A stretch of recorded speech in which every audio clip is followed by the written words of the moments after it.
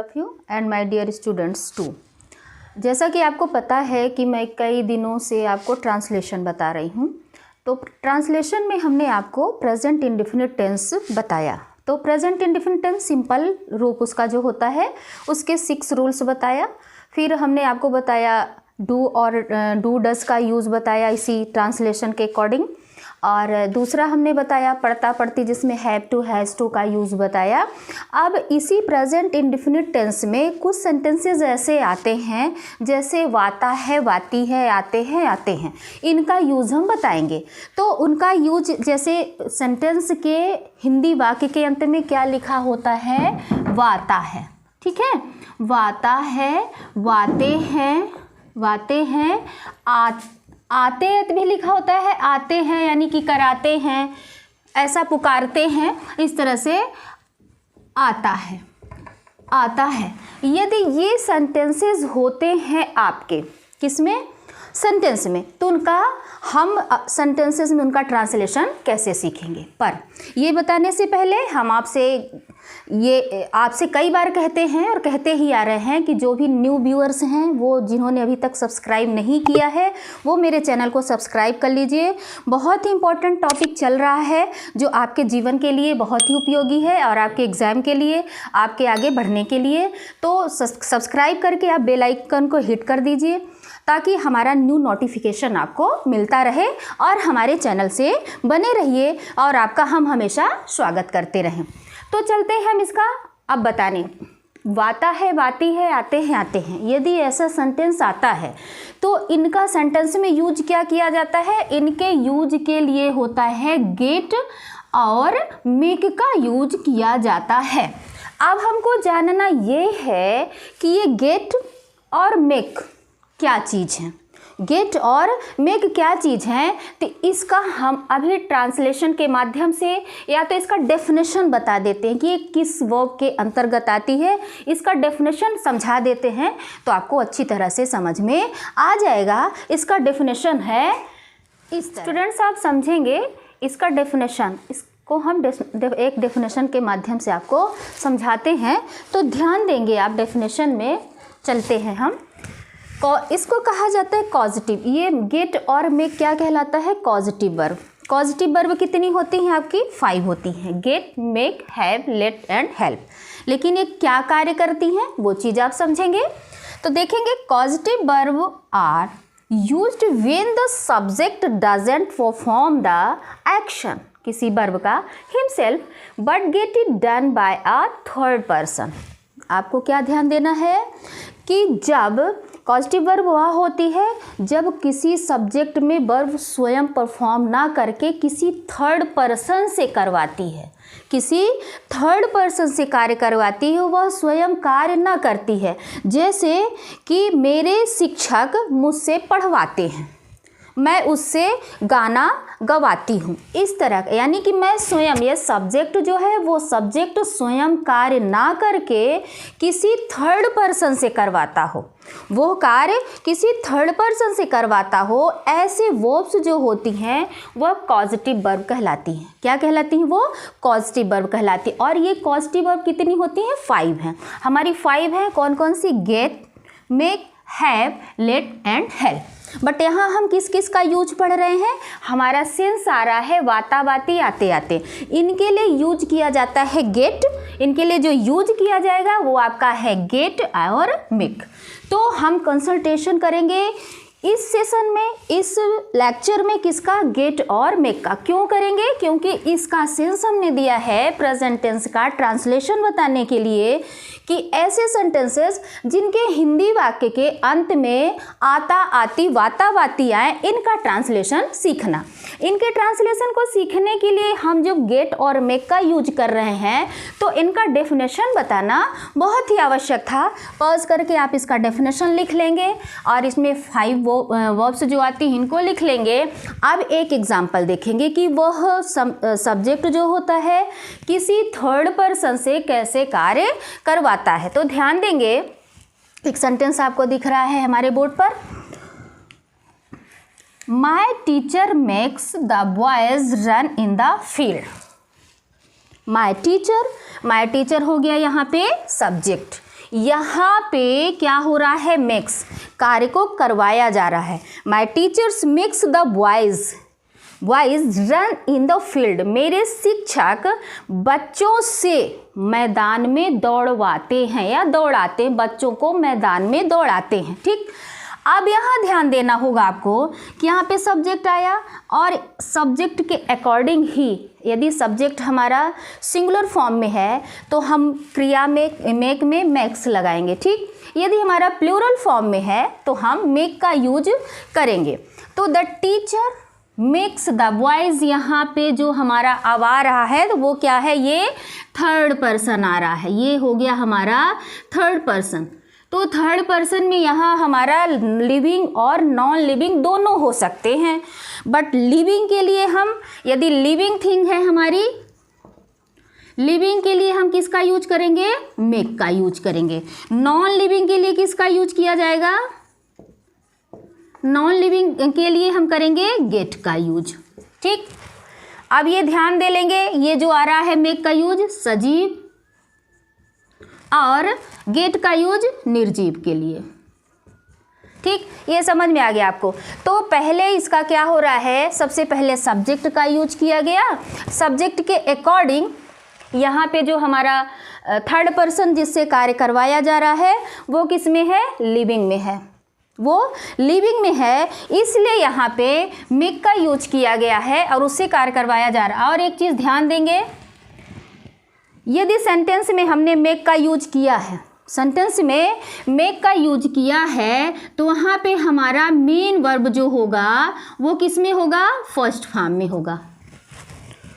Make यहाँ जहाँ पर हम यूज करेंगे वहाँ पे हमारा सब्जेक्ट जो हमारा क्या कहते हैं वर्ब होगा, मेन वर्ब होगा, वो फर्स्ट फॉर्म में होगा, वह फर्स्ट फॉर्म में होगा। यानी कि किसी भी सेंटेंस में इसमें दो वर्ब आएंगी, दो वर्ब आएंगी तो सेकेंड वर्ब हमारा मेक के साथ में, एक तो मेक हो गया, एक मेक हो गया, दूसरे उसके जिसके द्वारा कार्य करवाया जाएगा, जो चीज़ करवाया जाएगा वो एक वर्ब हो जाएगी। जैसे इसमें कौन सा वर्ब हमारी सेकेंड वर्ब क्या हो रही है, रन, क्या हो रही है, रन। तो वो किस फॉर्म में हमारी, ये देख लीजिए आप, फर्स्ट फॉर्म में है, ये किस में है, फर्स्ट फॉर्म में। ठीक ठीक, और यदि हमारा नॉन लिविंग थिंग कहाँ पे है, आएगा थर्ड पर्सन के रूप में। थर्ड पर्सन जहाँ पे यूज किया गया है यहाँ पर नॉन लिविंग यानी कि निर्जीव वस्तु का यदि यूज किया जाता है तब ये हमारा क्या हो जाएगा, वहाँ पे गेट का यूज किया जाएगा। और इसमें हमारा जो सेकेंड वर्ब होगी वो किस फॉर्म में होगी, वह थर्ड फॉर्म में होगी, वह थर्ड फॉर्म में होगी। इतना आपको समझ में आ गया होगा। अब इसका हम स्ट्रक्चर बना देते हैं, स्ट्रक्चर के माध्यम से अब आप समझेंगे और ट्रांसलेशन कर पाएंगे। जब ट्रांसलेशन इसका सीख जाएंगे फिर हम आपको गेट के कई यूजेस हैं, गेट के जैसे हमारी 5 पार्ट की वर्ब होती है तो गेट के गेट, गॉट, गेटिंग, इनके यूज हो जाएंगे। इसी तरह से मेक, मेक्स के यूजेस बताएंगे तो वो स्टार्ट हो जाएगा हमारा। तो अभी हम चल रहे हैं किस पे, अभी हम इसके ट्रांसलेशन में, कि अभी तो हमने आपको इसका सिर्फ परिचय दिया है, अब ट्रांसलेशन कैसे करेंगे उसका रोल बताते हैं। ट्रांसलेशन है आपका इस प्रकार, तो स्टूडेंट्स देखेंगे आप अब इनका ट्रांसलेशन। आपके यदि एग्ज़ाम में या कहीं भी ऐसे सेंटेंसेस आते हैं जिनका ट्रांसलेशन आपको इस रूप में करना पड़े तो ध्यान देंगे आप। जैसे सफाई निरीक्षक मजदूरों से कूड़ा फेंकवाते हैं, ऐसा सेंटेंस आ गया, ठीक है ना। तो ऐसे सेंटेंस में आप देखेंगे कि सफाई निरीक्षक स्वयं कार्य नहीं कर रहा है, किसी थर्ड पर्सन से करवा रहा है, किसी थर्ड पर्सन से कार्य करवा रहा है। यहाँ वातावाती, ये देख लीजिए इसकी पहचान, वातावाती, करवाते हैं, ठीक ऐसा। तो इसका ट्रांसलेशन अब सबसे पहले आप देखेंगे क्या हो जाएगा। तो सबसे पहले इसमें हम किसका यूज करेंगे, इसमें सबसे पहले हम करेंगे मेक का यूज। और मेक का यूज किसके अकॉर्डिंग किया जाएगा, मेक का यूज जैसा हमारा सब्जेक्ट होगा। जैसा कि अभी मैं बताई हूँ कि यदि हमारा सब्जेक्ट सिंगुलर फॉर्म में है तो हमारा वर्ब जो होगा वो किस में होगा, सिंगुलर फॉर्म में होगा। और यदि हमारा सब्जेक्ट प्लूरल फॉर्म में तो वो भी प्लूरल फॉर्म में। वर्ब, सब्जेक्ट, एग्रीमेंट में ये सब हमने आपको बता दिया है, आप रिमाइंड कर लीजिएगा, उसको ध्यान दीजिएगा, उसको थोड़ा सा लास्ट वीडियोस जा करके भी देख लीजिएगा, वो सब बन जाएगा आपको। तो चलते हैं हम इसमें, तो ध्यान देंगे आप। ये सफाई निरीक्षक को सैनिटरी इंस्पेक्टर कहा जाता है। द सैनिटरी इंस्पेक्टर एक ही है, तो यहाँ पे क्रिया चूंकि ये सिंगुलर फॉर्म में, इसलिए यहाँ पे मेक्स द वर्कर्स, किससे काम करवाया जा रहा है, वर्कर से। द वर्कर्स थ्रो द रविश, कूड़ा करकट फेंकवाते हैं। तो अब आपको ध्यान देना, ये हो गया इसका ट्रांसलेशन। इसको ट्रांसलेट करने का तरीका क्या है, इसको ट्रांसलेट करने का जो हमारा तरीका है, तो ध्यान देंगे आप कि सबसे पहले सब्जेक्ट के अकॉर्डिंग यदि यहाँ पे हम लिख देते हैं सिंगुलर के लिए, चलिए आप इसको उतार लीजिए, सिंगुलर के लिए मैक्स, ठीक, प्लूरल के लिए मेक, ठीक, यूज किया जाएगा आपको। ये कौन सा वर्ब हो जाएगा, ये फर्स्ट, ये वर्ब का कौन सा रूप होगा, फर्स्ट, ठीक है ना। पहला सेंटेंस में आने वाला पहला वर्ब हमारा मेक या मेक्स, ठीक, कौन सा, यदि सजीव है तो।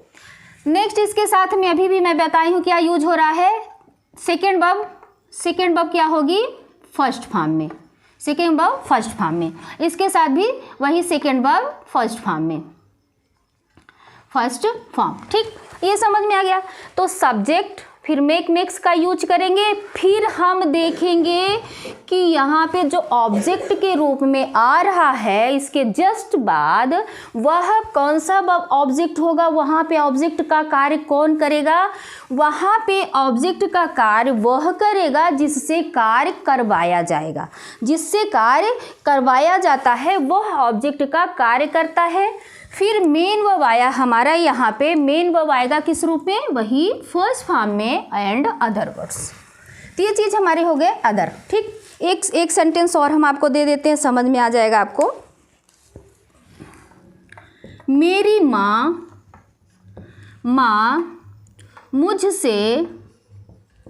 मुझसे खाना बनवाती है, ठीक। ध्यान देंगे आप कि मेरी माँ है, वो स्वयं काम नहीं कर रही, वहाँ पे सब्जेक्ट का काम है, किससे करवा रही हैं, मुझसे करवा रही। वहाँ पे थर्ड पर्सन कौन है, मैं हूँ, लेकिन मुझसे यदि करवाया जा रहा, मैं सजीव अवस्था में हूँ, इसलिए यहाँ पे मेक का यूज किया जाएगा। तो देखेंगे इसी के अकॉर्डिंग, माई मदर मेक्स, अब यहाँ पे ऑब्जेक्ट का आई होता तो आई का ऑब्जेक्ट क्या हो जाएगा, मी, मेक्स मी। अब क्रिया आ जाएगी हमारा वो कुक फूड, ठीक है। ये अब आपको समझ में आ गया होगा, ठीक। अब इसी तरह से एक सेंटेंस और ले लेते हैं जिनमें गेट का यूज किया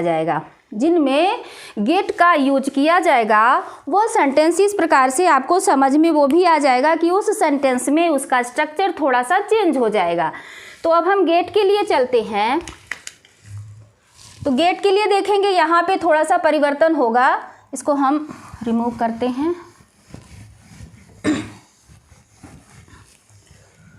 अभी हमने पढ़ा ये किसका था, ये मेक के लिए था, ये जो था हमारा मेक के लिए। अब हम पढ़ेंगे गेट के यूज के लिए, ट्रांसलेशन में ही देखेंगे आप। अब यूज बता रहे हैं हम आपको गेट का, अभी यूजेस तो हम बहुत आगे जा कर के इसके बहुत बड़े बड़े यूजेस हैं वो बताएंगे, अभी तो आप हम ट्रांसलेशन के अकॉर्डिंग ही बता रहे हैं। तो देखिएंगे आप कि ऐसा ट्रांसलेशन यदि आपको आ गया कि तुम ये काम कर दो, तो ये काम करवाया जा रहा है, तो यहाँ पर गेट का यूज किया गया है। यहाँ पे गेट का क्या किया गया है, यूज किया गया है, यू गेट इट डन। ध्यान देंगे कि इसमें जो स्ट्रक्चर आपका बना है, तो क्या किया गया, सबसे पहले सब्जेक्ट आया है, फिर गेट का यूज किया अकॉर्डिंग टू सब्जेक्ट, फिर वहाँ पे जो हमारा थर्ड पर्सन आ रहा है, थर्ड पर्सन क्या, यहाँ पे क्या यूज किया गया, इट यूज किया गया है। इट क्या है, हमारा निर्जीव के रूप में है, यहाँ पे कि कोई व्यक्ति नहीं प्रकट हुआ है, नहीं आया है, इट का यूज किया गया, इसलिए यहाँ पे गेट का यूज किया गया है। और मेन वर्ब देख लीजिए थर्ड फॉर्म में है, तो गेट के साथ हमेशा जो हमारा सेकंड वर्ब होगी वो थर्ड फॉर्म में होगी, कई बार बता रही हूँ, यही चीज़ आपको ध्यान देने योग्य है। तो इसका स्ट्रक्चर जो बनेगा, तो सबसे पहले हो जाएगा सब्जेक्ट हो जाएगा, फिर गेट अथवा गेट्स, किसके अकॉर्डिंग, सब्जेक्ट के अकॉर्डिंग। फिर हमारा यहाँ पे जो आएगा, यहाँ पे आने वाला जो होगा ऑब्जेक्ट वही जिससे कार्य करवाया जा रहा है, जिससे कार्य करवाया जाएगा, ठीक, ये हो गया। फिर हो गया यहाँ पे ध्यान देंगे एम भी का थर्ड फॉर्म यूज किया जाएगा, फिर अदर्स, ठीक। ये चीज़ ध्यान देंगे। नेक्स्ट आप देख लेंगे यहाँ पे एक छोटा सा सेंटेंस और दी हुई हूँ इसी के अकॉर्डिंग। सीता पत्र लिखवाती है, सीता पत्र लिखवाती है, यहाँ पे किससे लिखवा रही है उस व्यक्ति को इंडिकेट नहीं किया गया है, वो पत्र लिखवाती है, पत्र लिखवा रही है। तो यहाँ पे पत्र थर्ड पर्सन में जो थर्ड के रूप में आएगा वो क्या चीज़ आएगा, थर्ड व्यक्ति आएगा पत्र। वो थर्ड के रूप में कौन सा ऑब्जेक्ट आ रहा है हमारा, यहाँ पे थिंग आ रही है पत्र, ठीक है ना। तो यहाँ हो जाएगा Sita gets letter written, Sita gets letter written. ये चीज़ आप ध्यान देंगे कि जहाँ पर हम गेट का यूज करेंगे, जहाँ पर हम गेट का यूज करेंगे, यहाँ पे देख लीजिए गेट भी आ गया और गेट्स भी आ गया। और ये इसके लिए हमने वही बताया है, सिंगुलर के लिए गेट्स और प्लूरल के लिए गेट, ठीक। ये चीज़ ये आप देखते चलेंगे तो ये आपको अब समझ में आ गया होगा। एक छोटा सा और बचा है एक ट्रांसलेशन कि जिनमें ऐसा सेंटेंस जिनमें सजीव और निर्जीव दोनों आ जाएं तो उनका दो तरह से यूज भी किया जाता, मेक भी कर सकते हैं और गेट का भी यूज कर सकते हैं। वह एक सेंटेंस भी हम आपको बता देते हैं, वो सेंटेंस है इस प्रकार। तो स्टूडेंट्स देखेंगे आप, in the purpose of both, जब दोनों का उद्देश्य हो, यानी कि लिविंग और नॉन लिविंग दोनों सेंटेंसेस में आए हुए हों, तो ऐसे सेंटेंसेस का यूज़ हम कैसे कर सकते हैं, जब दोनों आए हैं तो हम दोनों के ही साथ में कर सकते हैं। तो living and non living either of the two में बी यूज्ड, यानी कि दोनों यूज किए जा सकते हैं, दोनों का यूज हम कर सकते हैं। तो देखेंगे एक सेंटेंस में देखेंगे कि दोनों चीज़ आया हुआ है। राम मुझसे पत्र लिखवाता है, ठीक।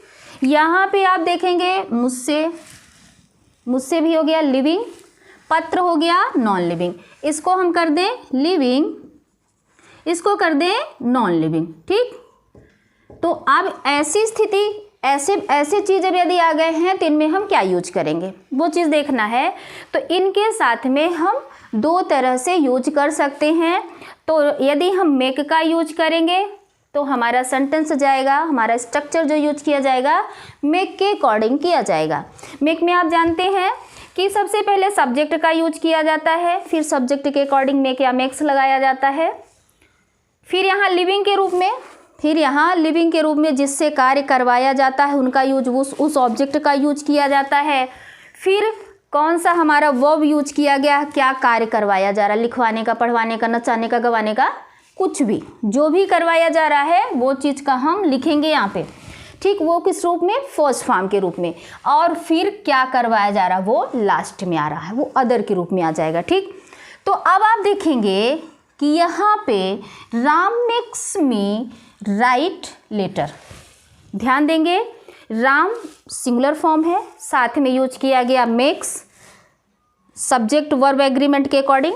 फिर यहाँ पे जिससे कार्य करवाया गया यानी मुझसे पत्र लिखवाया गया तो मी, आई का मी था उसका ऑब्जेक्ट, क्रिया का फर्स्ट फॉर्म यूज किया गया एंड क्या करवाया गया थर्ड पर्सन जो यानी कि दोनों चीज आया है लेटर। यदि हम गेट का यूज करते हैं तो कैसे करेंगे, तो गेट के लिए आपको ध्यान देगा कि क्रिया हमारी मेन वर्ब जो कि सेकंड वाला जो हमारा वर्ब आ रहा है वो थर्ड रूप में होगा। जब वह थर्ड रूप में हो जाएगा तो वो चला जाएगा किसके रूप में, पैसिव के रूप में चला जाएगा। वो किसके रूप में, पैसिव के रूप में चला जाएगा। तो राम गेट्स द लेटर, यानी कि यहाँ सब्जेक्ट फिर गेट का यूज किया गया, फिर यहाँ पे थर्ड पर्सन का यूज किया गया। यहाँ पे थर्ड पर्सन यानी थर्ड चीज जो थर्ड ऑब्जेक्ट आ रही है, थर्ड ऑब्जेक्ट यहाँ पे आया।